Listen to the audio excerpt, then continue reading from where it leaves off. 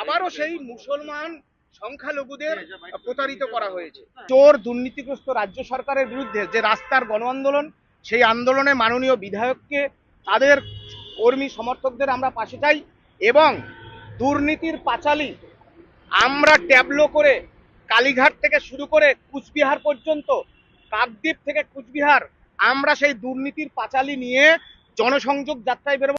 যে এসএসসি 2016 প্যানেলের শিক্ষক নিয়োগ দুর্নীতিতে হাজার হাজার যোগ্য শিক্ষক শিক্ষিকা এবং শিক্ষাকর্মীদের চাকরি চলে গেছে, তার মধ্যে এই বাংলায় যারা সংখ্যালঘু, মুসলমান, আদিবাসী, রাজবংশী বা এই যে পিছিয়ে পড়া পরিবারের যে প্রথম প্রজন্মের চাকরি, তারাও চাকরিচ্যুত হয়েছেন।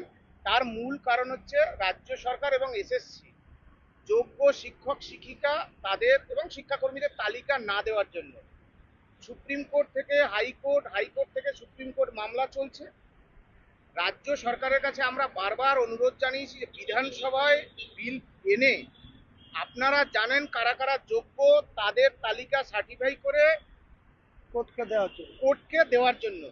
রাজ্যের মাননীয় স্পিকার, আমি বিধানসভায় গিয়েছিলাম, তিনি কথা দিয়েছিলেন মাননীয় মুখ্যমন্ত্রীর সাথে সাক্ষাৎ করাবেন, এই বিষয়ে সমাধান করবেন, কিন্তু আজও কোনো কার্যকর হয়নি।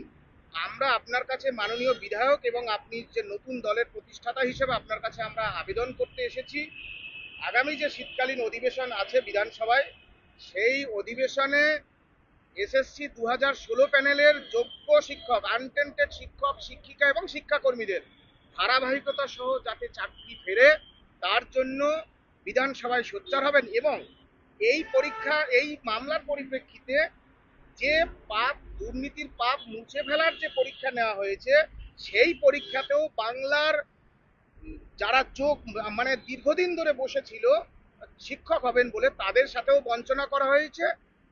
বহু মানে যদি আপনি বলেন যে আবারও সেই মুসলমান সংখ্যালঘুদের প্রতারিত করা হয়েছে।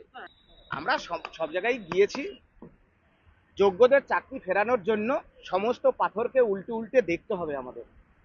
আমরা মাননীয় বিধায়ক এবং জেইউপি দলের যিনি প্রতিষ্ঠাতা তার কাছে আবেদন করতে এসেছি, আগামী শীতকালীন অধিবেশনে তিনি যাতে রাজ্য বিধানসভায় সোচ্চার হন, যাতে বিল পাস করে আনটেন্টেড শিক্ষক শিক্ষিকা এবং শিক্ষাকর্মীদের ধারাবাহিকতা সহ চাকরি ফেরানো হয় এবং রাস্তার যে আন্দোলন, রাজ্য সরকার চোর, সুপ্রিম কোর্ট থরে থরে বলেছে, সুতরাং সেই চোর দুর্নীতিগ্রস্ত রাজ্য সরকারের বিরুদ্ধে যে রাস্তার গণ আন্দোলন, সেই আন্দোলনে মাননীয় বিধায়ককে, তাদের কর্মী সমর্থকদের আমরা পাশে চাই এবং দুর্নীতির পাঁচালী আমরা ট্যাবলো করে কালীঘাট থেকে শুরু করে কুচবিহার পর্যন্ত, কাকদ্বীপ থেকে কুচবিহার, আমরা সেই দুর্নীতির পাঁচালী নিয়ে জনসংযোগ যাত্রায় বেরোবো দুর্নীতির বিরুদ্ধে।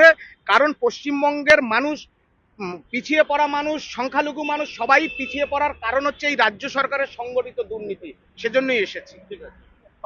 নিশ্চয়ই পাশে থাকবো। সুমন বাবুরা যেটা বলছেন যে আগামী শীতকালীন অধিবেশনে নিশ্চয়ই সোচ্চার হব, কিন্তু আমার নিজের ধারণা এই সরকার মেয়াদ আর ফেব্রুয়ারি মাস পর্যন্ত। ফেব্রুয়ারি মাসে যখন ইলেকশন কমিশন 18তম বিধানসভার বিজ্ঞপ্তি দেবেন, তখন উনি কেয়ারটেকার মুখ্যমন্ত্রী হয়ে যাবেন। কাজেই সুমন বাবুরা যে ধরনের প্রত্যাশা করছেন বা আগামী দিনে জনমানুষের জন্য কলকাতা থেকে কুচবিহার যে সমস্ত গণ আন্দোলন করবেন, মানুষের নিয়ে করবেন, ওনাদের ন্যায্য দাবিকে প্রতিষ্ঠিত করার জন্য আমার তরফ থেকে ওনারা যত রকম সাহায্য চাইবেন, রাস্তায় দাঁড়িয়ে ওনাদের পক্ষে, বিধানসভার ভেতরে দাঁড়িয়ে, এবং আমার নিশ্চিত ধারণা আগামী দিনে এই দুর্নীতিগ্রস্ত সরকারটার 2026-এ ক্ষমতায় আসবে না। যারা ক্ষমতায় আসবে, আমরা উল্লেখযোগ্য সিট নিয়ে বাংলার বিধানসভায় আসব এবং এনাদের মতো বঞ্চিত, অবহেলিত, লাঞ্ছিত এবং যাদেরকে এইভাবে প্রতারণা করে অন্য লোকদের পাইয়ে দিয়েছে, তাদের খুঁজে বের করব কারা দুর্নীতিকে প্রশ্রয় দিয়েছে এবং এনাদের ন্যায্য অধিকার ফিরে দেওয়া হবে। এটাই হচ্ছে আমার।